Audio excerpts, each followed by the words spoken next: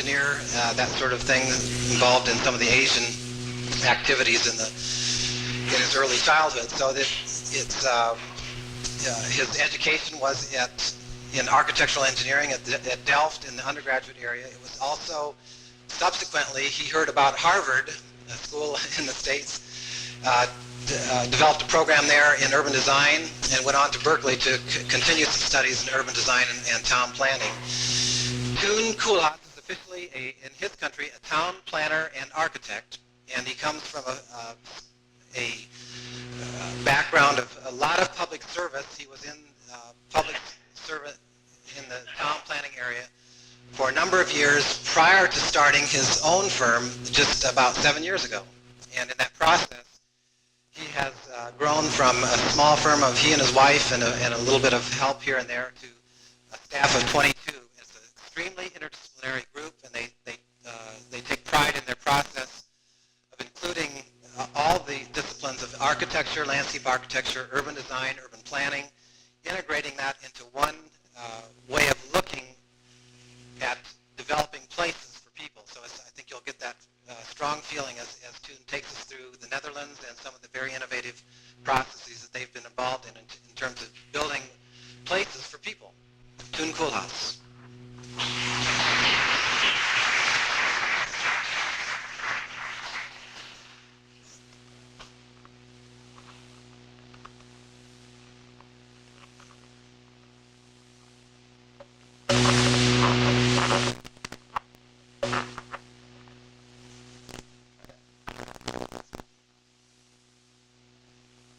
Thank you very much for this kind introduction. I will immediately be starting with slides, I think, so if you will turn off the light.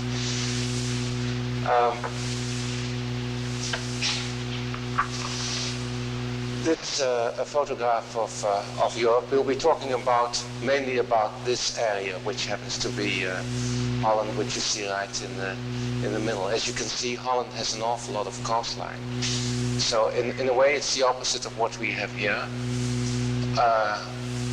which is a mid-continent. It has a situation, and this is on one side of the continent, and it has therefore it has always had a lot of influence from the outside. Holland is a very cosmopolitan place in many ways. On the other hand, Holland is also very much an agricultural country. It has its main source of income is agriculture. I'm a very visual person, so I have many slides, and I will try to move in a high tempo. And what is not in the one slide may come back later again in another form in another slide. It will be a many-layered kind of presentation. We've been working on a project for the year 2050, with the foundation, and a friend of mine where you see the different levels of the country and everything which is light we made, where you see the different levels of the country and everything which is light in color, level, or the part of the country which can be flooded in the country. It's happening in this very by building dikes and in height, which you find. Those maps are one which is done by us, and settlements. Those maps have been drawn by us, and by drawing them, it's an experience itself. How you can have been drawn by us, and by drawing them, it's an experience itself. How you can get the feel for by us, and by drawing them, it's an experience itself. How you can get the feel for the country. Drawing maps is a very is of the world. 17th century, and mapping is of Europe, of the world in the 17th century, and mapping is a highly regarded kind of thing. The area where I'll be talking about mostly is this area. You have they closed more than 50 years ago, they made a dike here, shortening the coastline, and this whole inland sea, which used to be the Zuider Sea, was closed. And the river runs in, became a freshwater area, and they built new land reclamations by building circular dikes, pumping the water out, and that land was basically made for first for agriculture, and then later it was used for urbanization. They built 15 villages and towns in this area, new villages and towns, and now also for nature areas, which is a kind of man-made nature areas with which you find within that area. This is, I think this is from 1953, that the dikes broke in Zeeland, and it was quite a catastrophe.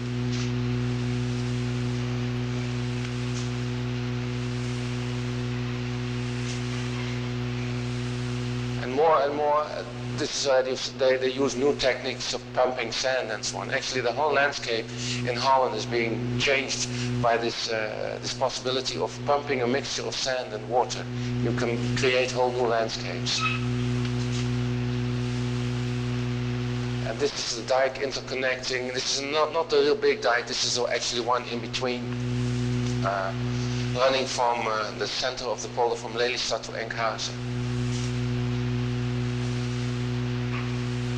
Here you see a new polder, and here you see locks running in between a dike from the one which is running to the other side of the lake. It's this kind of landscape architecture, in the most literal sense of the word, which is taking place there.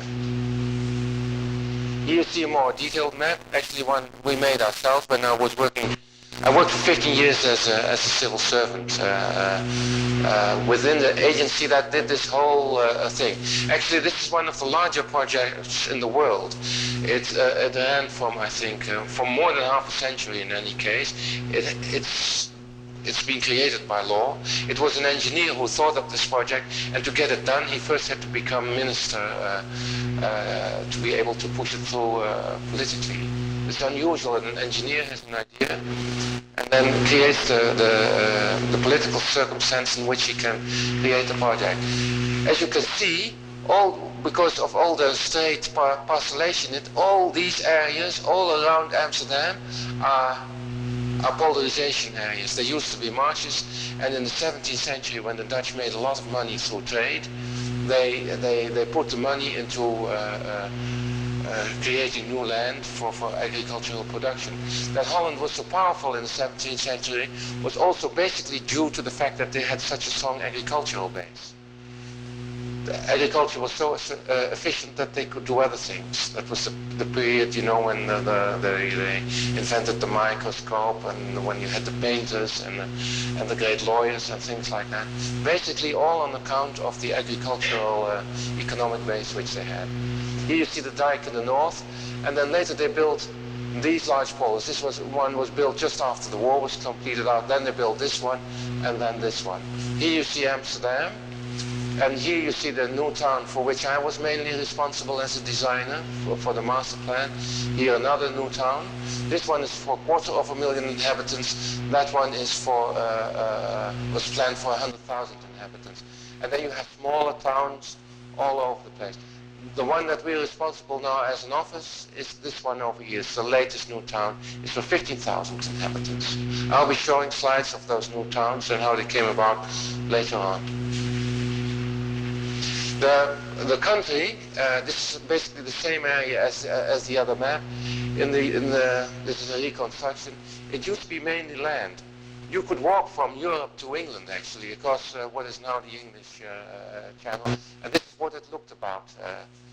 And then it changed in time. Then there were big floods. Since the Elizabeth flood, this one was called, and it took away in one big storm large parts of the country.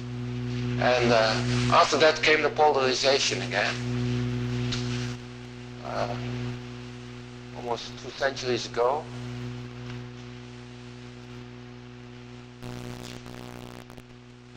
And this is still under discussion, actually, this polar. Now there's a whole movement of this is a story in itself, that the last polar is probably not going to be made, or it's going to be very much delayed. It's a discussion on what is natural and what is unnatural. Basically, the whole situation is a man-made situation because of the dike, and that it has become a freshwater basin. And this was the technology that could do it. Pumping up with a series of windmills which was a new invention to do that in such a sense and have large bodies of water move. Later, of course, you got the steam engine, which is much more powerful, and now the diesel engine. You can pump water to the moon if you really want to.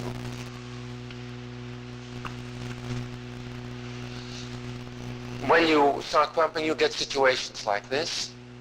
This is an aerial photograph, and in the beginning it looks like a desert. If some parts they remain with water, they are like a very primitive kind of landscape, and all kinds of pioneer vegetation are there. And what they did, they kept parts of that in place, and they built dikes to keep it in such a situation, and thereby they created a rather large wetland area, which is like a stepping stone for migratory birds that are in Greenland or in Iceland, and that go to the southern part of Europe, or even to the northern coast of Africa.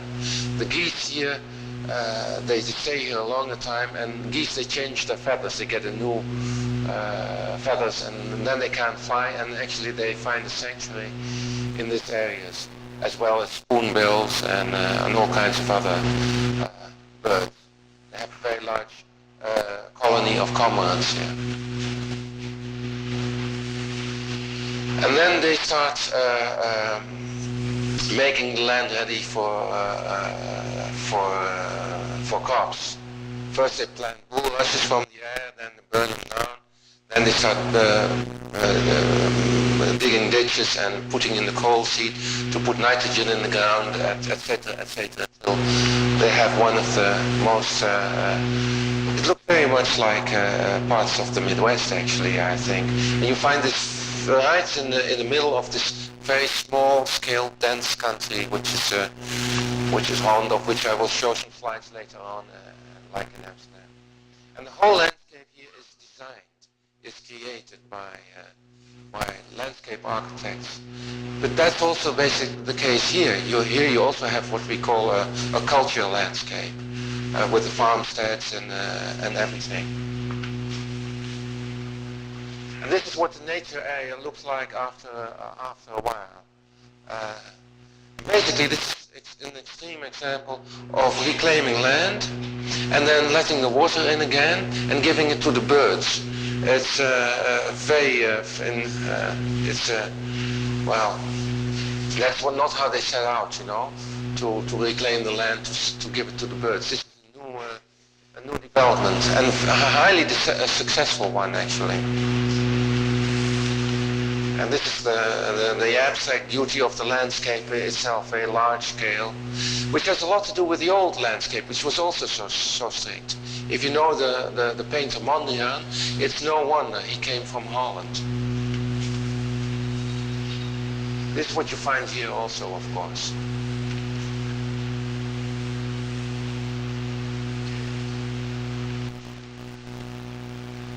And this is close to the towns. Around the towns they build forests and so on, which have a kind of absorption for people to recreate in, and then you get this kind of landscape which is extreme abstract quality, the modern windmills you see over here, and then a field of tulips in front. And then as the opposite, this natural area with all its strange beauty. And then here in the landscape, you see that a town is being built. Actually, this is the town for which I worked, for which I made the master plan as a member of a multidisciplinary team with all kinds of people, economists, engineers, social scientists, even a medical doctor in the team. So that's within the country, it's this area. Here you see Amsterdam, The Hague, Rotterdam, Utrecht. It forms a kind of circle, which they call the Randstad, the rim town, in the center of which is the Green Heart. They call it the Green Heart metropolis. And it's unusual because most countries, they have one big town, like Paris or like London or like Stockholm. But the Dutch have a kind of polynuclear, multi-centered country. It has to do with agricultural markets and distances to the town, and the chance topography which the country has, but it's also in the whole state of mind of Holland. Holland is a country of minorities. You have Protestants, you have Catholics, you have all kinds of political parties, many of them, and it's you see that also in the counterform of the situation of the cities. Very important is Rotterdam, because it's an extremely large port. Actually, in tonnage, it's by far the largest port in the world, as an entrance through the big river, the Rhine, to Europe with the Ruhr area and the whole European backland, hinterland. In the country, the taxes are paid centrally. You have provinces and the towns, they have their own municipal chosen representatives. But a great deal of the planning is more and more done in a central way. And now, at the moment, Europe is becoming unified. They're talking about using this as a unit within in Europe, so it's centralized more. And what I'm very happy about, first you saw that, for instance, people at my office, we ourselves were drawing those big maps, and now you see more and more people doing this. I think we were pretty advanced in doing this already 15, 20 years ago. But now it's becoming more and more national policy of working at something like that. Later on I will show you some more drawings which will give. This is a report out of I just show it to you for the graphics. This whole the transportation lines and the landscape and the position of the cities, and that people really try to grasp their environment at a large scale. This is a map which we made of Amsterdam. You see here, and you see the old system with the canals, the 16th century, and then you see how the city explodes, how it, and you find this all over the world. But especially as the country becomes richer, first you had 10 people living to a house, and now you have just over 2 people living to a house. Apart from people being added to it, because the country is still, the population is still growing somewhat, the people have another, because of their wealth, they have another way of using the city. That is the heart of Amsterdam. The old part which you see in the center here, is basically, it's not complete yet, but it's basically this part. A very interesting town from a town planning point of view. This is an exceptional painting because it had no trees in it. It gives you a very architectural feel of what an urban space is, and of a real city-like space. It immediately makes you think of Venice, of course, because Venice also has no, or practically no trees along the canal. Amsterdam, an aerial photograph taken from the west. I'm very much concerned, I will show parts of this later, of the waterfront area of Amsterdam. My office somehow became interested in waterfront development, and we've been doing the largest one in Holland, the one for Rotterdam, and we've made some proposals for Amsterdam. This is what happened after the war, a Le Corbusian extension of Amsterdam, high-rise. You see this all over Europe. You see it in England, you see it in Eastern Europe, and so on. And it poses a great many difficulties, actually, because it's inflexible. A house on an allotment, you can build a shed and you can extend it and so on. This was outdated the moment it was on the drawing board. And basically, this is an engineer's schematic approach, how the building cranes can do this efficiently and so on. Because Holland is a socialistic country, basically, there's a great emphasis on good housing for everybody, and they thought they could solve it in this way. And they haven't torn one down yet, but they're talking about it. It's a whole extension of the city. It's what it looks like from the ground. This idea of Le Corbusier that you should have green space and then people living in high-rise flats. This again is the map. It's this area which I just showed, and as a reaction to that, just after that new town was built, and I, as a young engineer, could get that job. I got an appointment by Her Majesty the Queen, and I worked very quietly, very anonymously for 15 years to work on the design of that town. Here you see the entrance of the polder. You saw that shape. Basically, this is the shape, and this whole area, as far as the eye can see, is the designated area for the new town. Later on, you will see a slide where this whole area has already been built up. Of the 250,000 people planned, there are now 90,000 people living there. This was one of the first sketches of the new town. It's very unusual that you are in a situation as a designer that you. I recognized this immediately. I thought, I had to leave 30 or 40% of my salary, which I earned at the consultant's office, to be able to do this work. But you never get the chance again, I think. And here actually you see the markers lying off the. And this was a more. This was the official plan, which is basically the same. And the position of Amsterdam, the connections. This one still has to be made. It's very much under discussion. And as we were an agency which was directly under the state, we had the power to do so. Otherwise, now it would be impossible to make a large scheme like that without everybody would be trying to grab your pencil. And this settlement was the first made for 20,000 inhabitants, and then we started on this one, and that's the third one. This one has started already, and my office is now doing this area. Very important, it has a railway line connecting to Amsterdam. The whole of Holland is very much focused on public transportation. The whole of Europe is being focused on public transportation now. They have this grande vitesse, the fast train, the high-speed train, which is being implemented in many parts of Europe. And you see that this town has 6 stations. So many, and then it has a bus, which is on its own track, on a separate track. MIT had an influence on this. I was in a study group at MIT when I studied here, and we worked on a system like that. And actually, we implemented it. Here you see this town at an early stage. This is the start, and here an industrial area, and the forest being planted, and later lakes being dug here. It's further already than this stage actually. And then this is the last stage. It would be 250,000 inhabitants. And this is the first drawing. This one was completed before the master plan of the whole town because they were in a real hurry.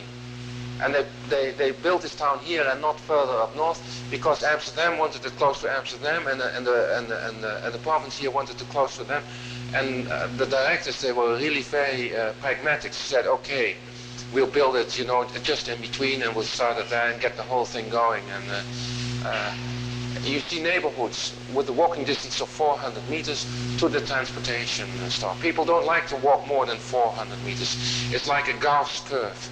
If it becomes bigger, then people they kind of find other means, or they don't do that at all. And you see the green space coming right into the heart of the town, and also and it was unusual. They had never built towns on the waterfront in Holland. The Dutch are so obsessed by the danger of water that they turned their back to it, and this was a new.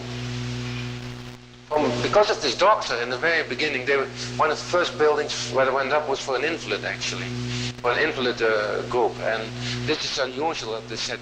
Also, invalids can be pioneers, in a kind of, because a pretty bleak situation. And then, as a reaction to those large flats, they build a very Dutch kind of environment with a canal and a market along the canal and a recognizable thing. There was a lot of architectural critique on it. Kevin Lynch, who was a friend of mine, he came there and he consoled me. He said, this is pretty good, and because I had grave doubts. I myself like very abstract modern architecture, and the man who was doing this here, he was a German actually. He admired very much the Dutch way of brick architecture. And here parts of the town, they are like a print card of a computer. It looks very much like that from the air. Actually, down below, it looks with a very systematic approach of building, and because a lot of it is social housing, it's relatively cheap. We won a competition in Berlin now, also on housing and town planning, and we're really working at it. And we're finding out that the Germans, that the houses cost about twice the amount of money which they cost in Holland. Here this is on when there was ice, and you see again it is the main settlement in the center that we actually again built canals, and this gives us beautiful space and light within the. And what is also unusual, my Americans or friends are always very enthusiastic that we build shops and pubs and things like that, and housing above, because it's very difficult to do because developers don't like it, but it provides for safety. We believe in rather urban spaces, high densities, and mix. And areas where children can play. You have, this has been described also here, that the whole town has been designed in such a way that children can walk and bicycle to school. It costs a lot of planning and a lot of, and this frees the mother to do other things. Let's say when children are 5 or 6, they start moving through the town on their own. And it takes a very intricate and integrated and well-planned pedestrian and bicycle network. Sometimes they are mixed, but it's within the area, so it's the neighbor who kills your child, you see, with a car. And that is this kind of social control which usually works. And this is in the first part of the first settlement, very small scale density housing from people who come from the center city. This is the main settlement. It's like this first one, but more structured. And it has 3 stations, one here, one there, one there. This settlement is for 100,000 inhabitants. And here you see a working drawing that you see the structure of the housing and the second settlement coming into place. This is about 3 years ago. This is also some time ago when they had just put in a railway, a large station. Actually, we built a new office. My office is right here. It's not on this map yet. And there you see this big pole with this agricultural landscape in the background. What we also did is make very narrow streets. It's easy to make wide streets when you're full of doubt, but it's difficult to make a narrow street and make them more narrow than you think, and it works very well. This is the main shopping area. We also build arcades and so on. We also decided to build normal streets where people walk in. Here you see an arcade, and here you see the bus line running right through, and those things crossing each other and coming very close to each other. And the bus has a right of way, and has immediate access to the main stations, to the railway station, from where you can go to Amsterdam. Here you see this Galleria kind of thing. And this is a photograph. You see the first settlement with a harbor, even with a lock and an inland, it's made new for recreation. And a big lake in between the first settlement and the main settlement. And then behind that again lakes and then nature areas within the town. It has a whole landscape build-up. It has a forest area, it has a nature area with wetlands, it has a beach area, forming large compartments in this, again, polynuclear city. Basically it's the garden city idea derived from Ebenezer Howard, who wrote this book, A Path to Social Reform. Was basically a social idea which was led up to this design. Here you see again the streetscape with the Galleria at the back. This was the very beginning of this town actually. Immediately decided to make a very urban space. And here this is a part where you have restaurants and shops and then you look out over the lake. This is right next to the center of the main settlement. And they built this is quite recent actually because they also built a hospital on the lake. So when you're lying in your bed you can look over the water. And this is a sketch which was recently made by myself showing how the town could grow and how we could try to make the plan richer by putting more and more water into the plan. This is not an official plan because I'm not the official planner anymore. I'm just a consultant. This is another new town, though the smaller one. It's interesting because it's small, it's a more clean-cut idea, and it's very strict. It has blocks in the center, old-fashioned building blocks. It has a pedestrian area, which enters a park area, and it has a a built-up area for residential here, and a built-up area for residential here, and industry here and industry there, and a large industrial area at the top. And again, it has boat basins, one here, one there, and one there, and it has the main center here with the town hall there, actually on the water. And what we did, we made a very old-fashioned urban square. Here you can see the town as it has just been started to be built, right in the fields where they were still. We built many models. I was once in Tangshan in China. They had an earthquake, and they built models, and they used the models to discuss with the population. And since then, we built very simple town plan models, and we're extremely successful with that as a business. And here you see the town hall and the central basin, and we changed it all the time. The plan, so it's not a model just for beauty, but it's a model as a design tool and as a tool for discussion. And here you see the town hall and sometimes very straight lines. When you stand on this square here, you can see the boat lying there if it has a mast across the dike, which runs actually with the dike. The official old dike runs over there, or old. The whole land is new, so. That's the housing on the quay, very small scale, and then much stricter and much more like almost Italian in style. A square which we also designed in front of the town hall. And this whole thing will still have to be filled in. The town is very recent. I think it's about 8 years old or something like that. And in between here and there will be the arcade, which runs more inward in the town. You can see a part here which has already been built. And these are neighborhoods, and they're reminiscent to, we look very much to very beautiful neighborhoods that have been built by the socialists in Germany before the Nazis came in. Many of them were shot actually of that kind of ideology which they had a great deal to do with modern art and a great social ideal. And that's still very much part of the Dutch scene actually. The whole way of collecting taxes and building things like that. In this polder area, simple houses, spacious, gardens, well situated to the center. Sometimes we use older examples. This is an example in Great Britain, dating back to Roman time, Tunbridge Wells. And I gave this to the mayor, and he had it as a card in his pocket, and he was defending this, you know. And we used it to make a structure like this actually in Zeewolde.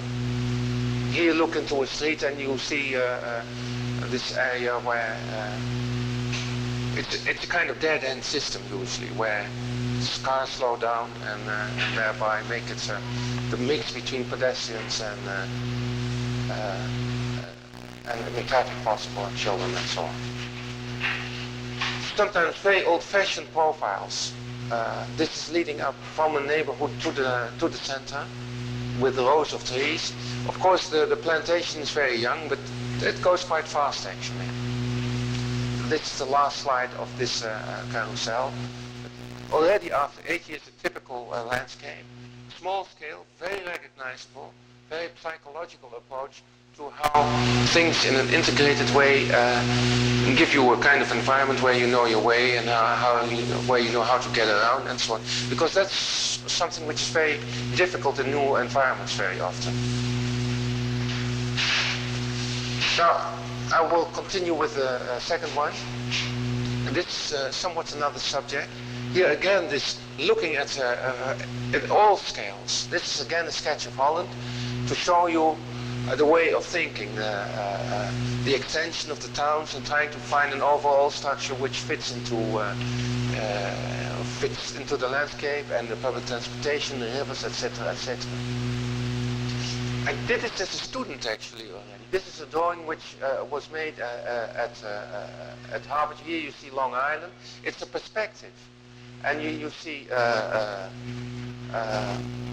New York, Manhattan, and also Boston is on the map here. And we had an idea of building new towns in this long corridor-like megalopolis, which you had here. And this is very recent, about 2 years back, with a group of multidisciplinary group. We worked on a river basin in Holland, and we used an appliqué technique of discussing this with each other and then making changes on the map and so on. And this is a riverfront of Zaanstad, a very old one, of which you saw in Holland, where we made this a model, abstracted model to discuss with the population and politicians and developers and so on what could be done. This is one of the oldest industrial areas in Holland, and now it's changing very rapidly. Here you see it from the sky, from the air, area for large factories and very small scale old things, and a very filigrane-like handmade landscape. And they turned their back to this. And now we have the possibility in an integrated approach of discussing how this should be done. Well, this is an obligatory thing. I have to show you some windmills, of course. I don't want to disappoint you too much. And this is a wonderful photograph. Very often when we work on projects like this, we dig up historical things. They're so very, very interesting. The way people stand. You know, it's a pretty tough crowd, I think. And then the landscape evolves, and you put in recreation and nature and so on, and you pick up those lines again. And you see, when you talk to landscape architects here, you see many people, many things like this are taking place in the US, and there are many comparisons to be made. We can learn a great deal from each other. And in connection with that, you get again larger nature. This is an unusual one. There were 5 towns around the river, and they had always been fighting. And also because one was Protestant and the other was Catholic and things like that. And actually, our planning tool brought them together. We got a commission, and again, we made a very large map, and on this map we made moves like on a checkerboard. Very simple, not very complicated and so on. And not that it should be made like that, but it opened up the whole discussion, and all kinds of technical people about environment and so on, they came in. And also between the provincial level and the local level, this was a way of starting the whole planning discussion and the planning, which of course is continuous. It goes on. It's not a blueprint which you make, but it's this is the actual situation. And this is a beautiful side, and on the opposite side you have huge flats, you know, which has nothing to do with this and so on. And then inside the town you have these beautiful situations with the old barges and this typical Dutch small-scale cityscape. And then you see large infrastructural elements coming here, and at the rear you have huge necker yards for where ships are being torn apart. And you see also in the town, aerial photographs are so interesting for town planners, you know. I always sit glued to the window in an airplane. It's like a doctor looking at an X-ray. And like you see these huge buildings next to this 17th century development. Here you see the old church, the one which you saw from the other side. And this is what's happening in Holland, and this is part of Rotterdam. The ports are moving out, and then the waterfront becomes free. And before there were ships like this. This is about 5 years ago. You won't even see this anymore. It changes so rapidly. They become containerized ships and so on. So the port used to be here in Rotterdam, and the same was for smaller ports, like in the town of Dordrecht was the last one you saw. And all this is port area. It's, I think, from here to here, it's 35 kilometers, so about 20 miles long of continuous port area. And this is the old port, and that became free, and they asked us to make a plan. When I had just started my office, we got this fantastic commission to do that waterfront area of Rotterdam. And Rotterdam is a very powerful town. They don't fool around. They don't have long discussions and so on. That's also why they're so so successful at it. Here's an aerial photograph of the area. You see the river Maas, an island in the river, bridges across here, and in the plan we proposed a new bridge here. Through analysis we came up with this. It's not most of the things in town planning are by a really hard analysis, looking at things and possibilities and finding. And this is the area. This is the old. Actually, the ships left for America here. The Holland-America line left from here, and it's a very dramatic point because many people from Poland and so on, they left here to go to the United States, to the free country. And did I do this right? I think I had this one right. Well, of course, it's sketching how this kind of thing is approached, and model making. We immediately started making models, and actually the Rotterdam, they took over this whole system of model making, and they're doing the whole town like this now, not with us, but on their own. And here you see the development of that pier. Because Rotterdam has such a large scale, we thought you could do high-rise,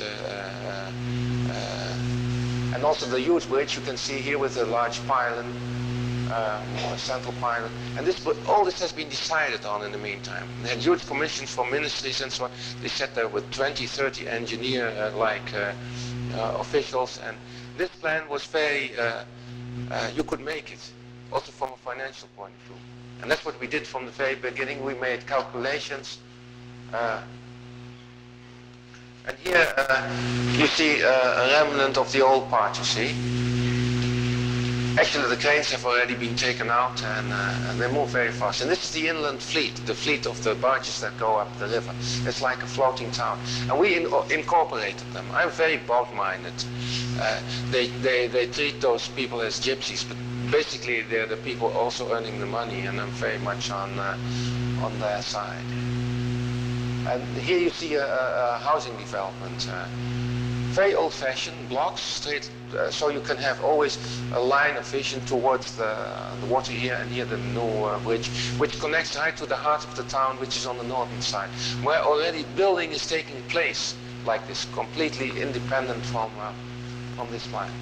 It's a very rough river there. The tide goes in and out. Later I'll show you some slides from Amsterdam. It's very different kind of situation. And then we made a report which became very detailed on the pier. I'm showing this because you may want to know, as professionals, know how the handwork is. It's like carpentry, I think.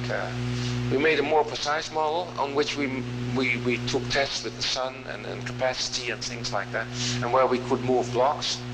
And we started detailing the keys. Here you see, for instance, the key that was there, how it is made, and you can, if you want to make a parking garage, you have to stay clear of the key, and that and important engineering details, they're very important whether the plan you can realize it or not. And also the profile, how can you keep it tight but yet get all the things in, like the tram and the access to the parking garages and so on. If you can draw it, you can make it. That's my principle as a designer.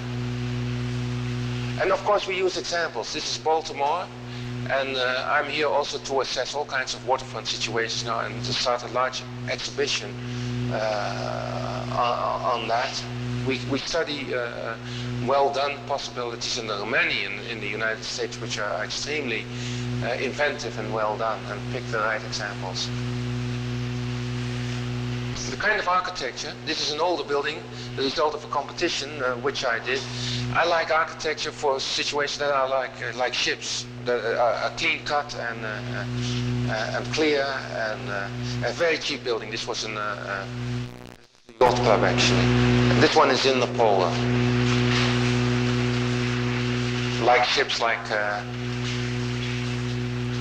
this is the office, which I'm going to architecture now to show that you can do both. You know, if you are in a situation that you can work at many scales. It's an idea that people should work only in one scale or at one thing. I don't think it should always be the case. I know Barbara Streisand, she complains that people say that she can only sing, but she's also a film director now, and I think it should be possible, and I think it should also be. We developed this building ourselves. It's an extremely cheap building, but by adding things like the awnings to keep the sun out and so on, we could give it character. Designers usually are not very rich when they start in the beginning with an office and so on. So you have to find very simple means to. This is another building which we is not completed yet. I just photographed it as we went by. It's a building with a top, like a superstructure, again like a ship, and like with a main body and a front and a back to it. This is a competition-winning building which we built ourselves, very small. We use it as a small office sometimes, and also for people to stay and so on. It's on stilts. It treads the earth very lightly, as if it were. It has a temporary idea. It's in this abstract called a landscape. It has seven. It has a thing in the middle. It's like Palladio says you must have one clearly in the middle. Seven is a nice number. And then it has again this thing at the top, like it's completely central. And then this the symmetry is broken down. So it's very static, very official looking, but at the same time it's very anarchistic. This is the inside. It's very spatial inside. With going up, you can look down and up, and you get a beautiful view in the line of the building, in the line of the round wheel. It completely accepts the space. The large space of the landscape. It's like a diving board towards the landscape.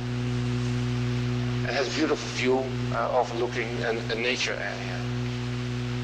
This is another one we did, also experimental. As a young office in architecture, we are very much trend setting, not trend following, but trend setting. And now more and more people are doing this, and we see architects in Japan also using this kind of material. It's social housing, so it's very cheap, and it has studios on the top, which give it a very typical kind of character. And it has stairwells which are on the outside.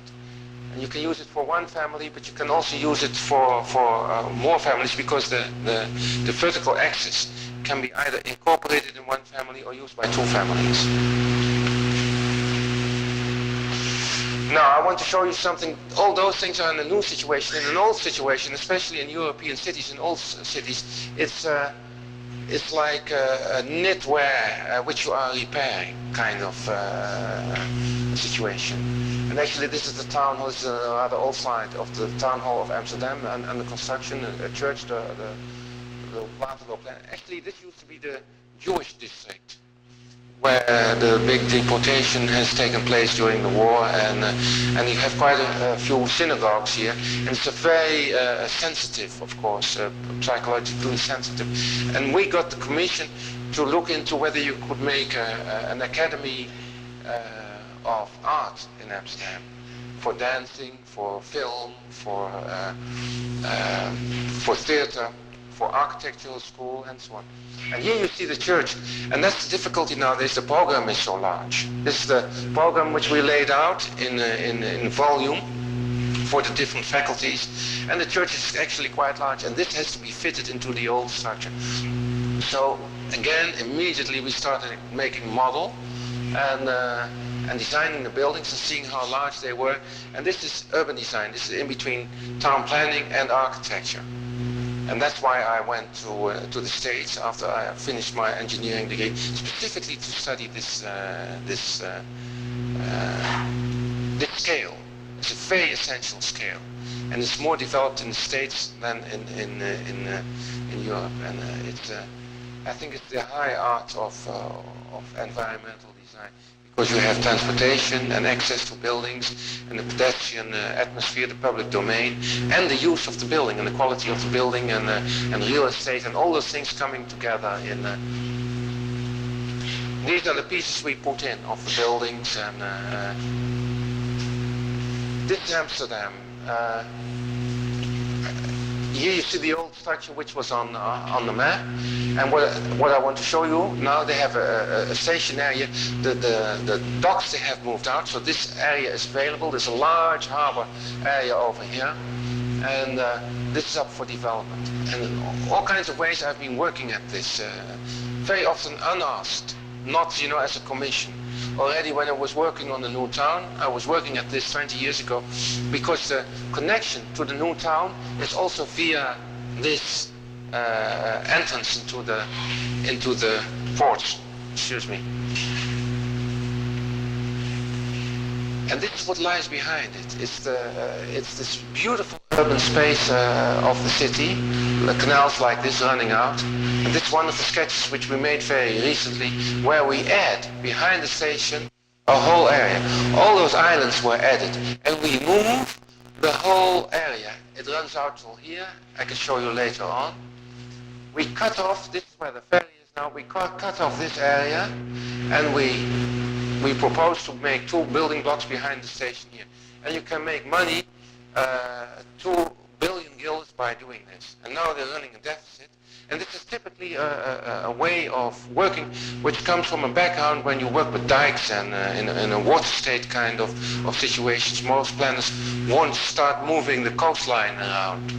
And this is new also for Amsterdam. This is a shocking scheme. And it's so interesting because it makes so much money, so they don't know what to do with it. They're really working only in this very narrow area here, and they're not creating enough, how do you call it, critical mass behind the station for safety and the social. So this is an interesting project which is under discussion. And then we quickly scratch, I did this, what the buildings are like. This is not an architectural sketch, but this is more like a story how it is to walk from here to here and to explain to people who are not architects. This is a part of a long drawing, how you walk through the station, get up to the trains and the old things, and the large scale of some ugly new buildings which are built, the area behind the station, and then picking up the scale of buildings that are here and the capacity you can get in a contextual kind of building. This is a very interesting discussion. In Berlin, where we also connected to the whole discussion about the whole city, which is now, one of the most interesting design discussions taking place, probably in the world, whether it should be high buildings or whether it should be the old-fashioned European old town kind of way. I think for Rotterdam it's okay, the high buildings with the big ships, and in Amsterdam it should be within the profile of the city with its beautiful towers and so on. And actually we propose a tunnel here for traffic to go underneath. The rest is a normal city structure. And again, not big boulevards, but small profiles. Amsterdam is not a place for big boulevards. And here we propose in the port old blocks, like the beautiful old blocks which they had in Amsterdam, which are basically the blocks which are along these canals. We put everything in the computer, so we can also measure it very well. And all this has to do with looking out to this big space, which now has become part of the city. Vistas in the city are extremely essential, of course, and which is used for festivals, etc. The beautiful thing of Amsterdam is that it's connected with the city inside. You can go from that port area to even to the river Amstel, after which Amsterdam is named. And then you start using the embankments in a double way. It's a very interesting phenomenon, how much people you can fit on in a narrow space.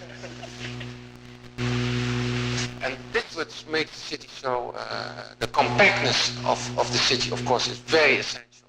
This is what you miss in a more rural situation, like over here, where things are so well spread. And if you have a compact situation, then the street becomes like a room, becomes like a sitting room, like And people are very aware of this proximity of people together. I think this is probably one of the last slides. And in Europe, they want to get this back very much. They recognize now how essential this city culture is as a platform for people to meet. Yeah, this is the very last one. Thank you very much.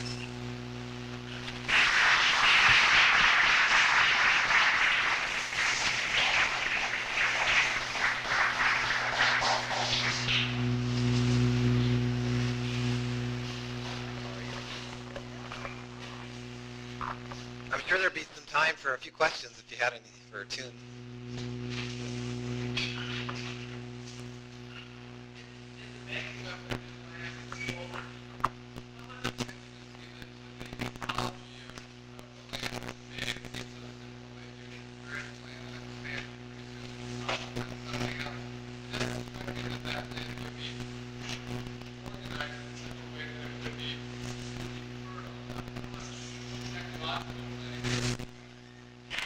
Well, ecological planning is a new thing, of course. It's something from of the last 20 years that you had nature conservation groups and societies, and then the state picked this up. And but now it's that they really incorporate it from the very beginning, and have biologists working on it and so on. Is pretty new. It's 20 years, and this nature area came about because there was water coming under the dike, and it remained pretty wet, and then they found out it was so precious, you know, the spoonbills would be coming in, and they were so unusual that they didn't even, the agency, like the Tennessee Valley Authority agency, the IJsselmeer agency, they didn't even go to the Hague, which are Peking, you know, where you go if you want to get something done, like Washington. They just did it. It was a subversive action, you know, from the civil service to keep this nature area intact. Because if you have to do things for the state, it takes a long time. So it was an awareness which grew slowly. Yeah. But now it's really picking up speed. Now they're talking about doing whole rivers in Europe, and especially in Holland, and giving them natural embankments and so on. And also roads. They it may seem small, but the roads, they didn't have wild plants because they would mow them down and all kinds of techniques, and now they're full of bloom of wild plants and so on. It has changed very, very rapidly.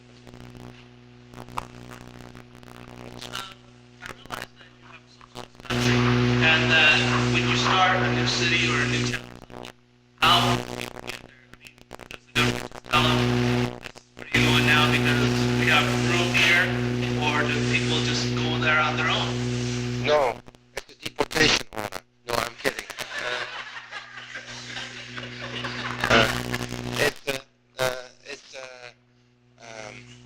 The people are better housed in the new towns in comparison to the old town, and it's in proximity, and they have the public transportation and so on, and they have kids. In the old town, it's not so easy with less access to light and a real urban situation. So some people in a certain stage in their life, they decide that it's better for them and their kids to go to a new town and with new schools and so on. And then later on, sometimes they come back again when the kids are on their own and so on. And students, they go to the old town because they like this city life to meet each other and so on. So it's free choice. But there's a long waiting list, I tell you, for people to move to a new town still in Holland. Okay, so you don't have any problems of everybody going somewhere at once and leaving the town like a ghost town or anything like that? No. Because the people like more space in the town and so on. But the population of the large towns is diminishing, actually. I think now it's starting to stabilize, but they're not as compact as they were, because there are not 10 people living to a house anymore.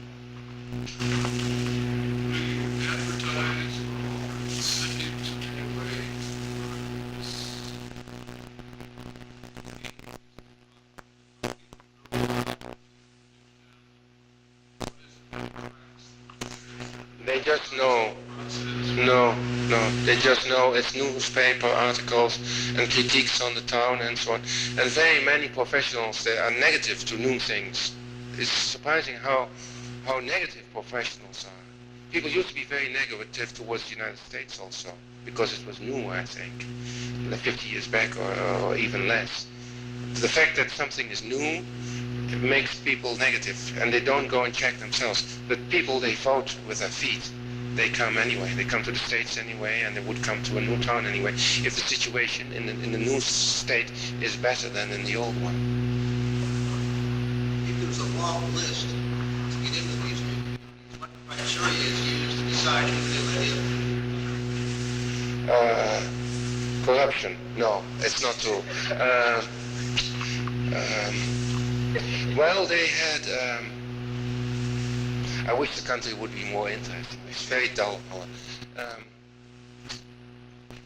Well, they tried in the beginning kind of social engineering. They wanted, for instance, not only young people, but also older people. They wanted to make a society which had this kind of mix, so it wouldn't be a mono kind of culture.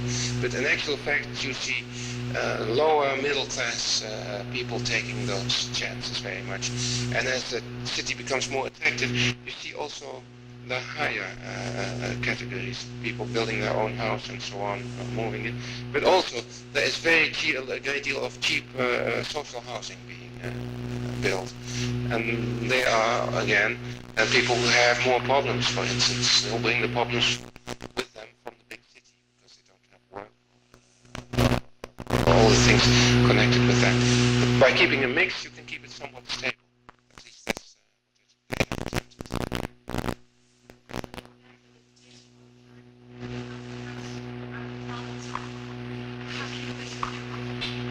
that, you know, in Holland, no one wants to go to any certain because it's so new, because there are no trees, and these cheap houses, families out there, these children, but eventually they move back to a smaller town because it's production and stuff like that. I mean, what I see happening a little bit more is that these people go out there because it's cheap now to live for 2 years, come back and overprice those towns are getting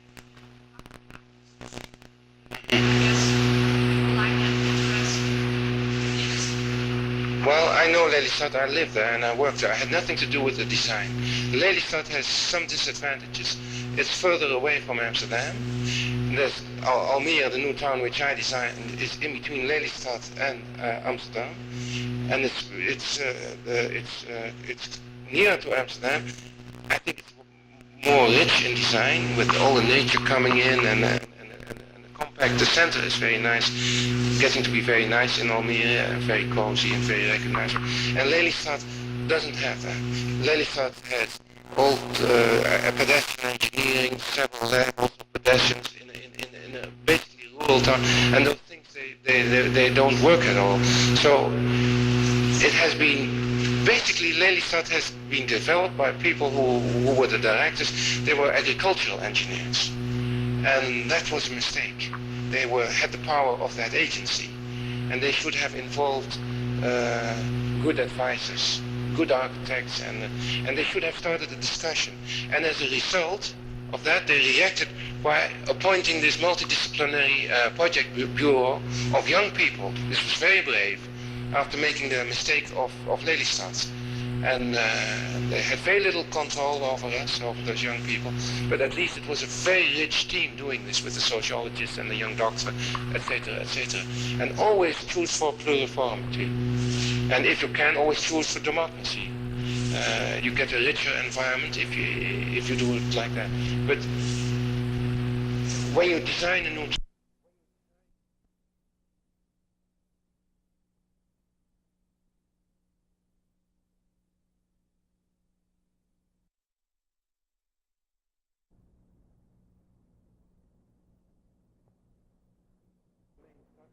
in the main structure, like the railway line and the stations and so on, and have a very clean-cut main framework, so you can be adventurous in the detail. And in Lelystad they didn't, the plan was not so mature that they had this strong main structure and this freedom in the detail. And That's basically what you do when you analyze a city. You try, like, let's say a situation like here, if you would analyze it, you would like to find those themes. And of course the natural landscape which lies underneath it. And Lelystad didn't have all those, that maturity in the plan. But it was too far away from Amsterdam, and that's even maybe more important than this whole design story which I'm telling you now. Oh yes, time heals a lot of wounds, also in design. Yes, yeah.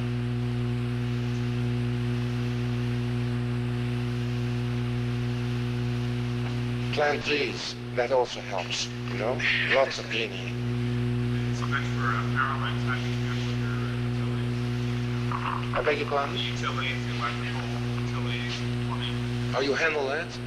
Yes, you have like specific corridors you have. Yes, we do. Actually, we have corridors along the bus line, the main trunk lines like going in the city, and then we have larger corridors at the scale of the whole city. You saw the big roads around the settlements, and that is the next stage of the corridor. And then even you have a national corridor to which this also attaches. I did that from the very beginning. They had no attention. People in utilities, like people doing the utilities in the building, they said, give me the building and I will fit in the utilities. And of course it's much better to be an engineer and behave like an engineer yourself when you're a designer and say, let's think of the most efficient way of looking at the utilities and then using the utilities also to structure the building. And you can do that with a town.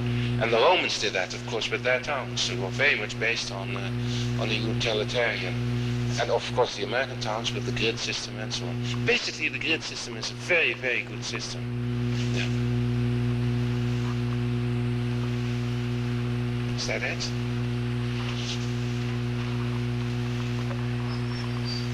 A couple of announcements before we adjourn tonight. Since this is the last guest lecture series, I think we ought to give a little applause to Malcolm Carnes for organizing the whole series.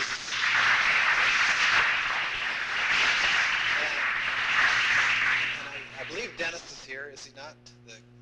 Your cohort in great. Pardon me? Yes, is not here, I guess. The other announcement too is that we want to thank the Center for Energy Research, Education and Services for helping chip in on Teun's activities, and they've made it possible that he's going to be around part of the day tomorrow.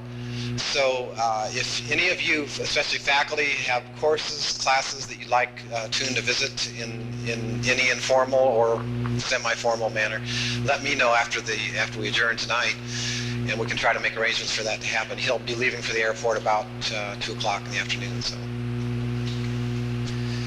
anyone that wants to follow on in conversation, I'm sure Teun will enjoy any personal comments after we... Thanks very much, Teun.